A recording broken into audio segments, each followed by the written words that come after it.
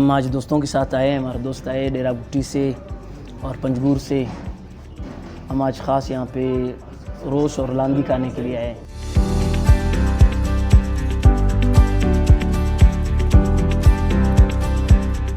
ये traditional dish है बलूचिस्तान की। वैसे तो बहुत से लोग इससे नावाकिफ़ होंगे।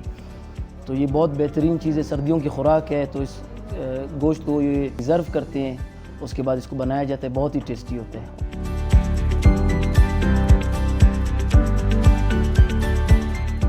और ये होटल बहुत अच्छा है, इसका टेस्ट बहुत ही बेहतरीन था।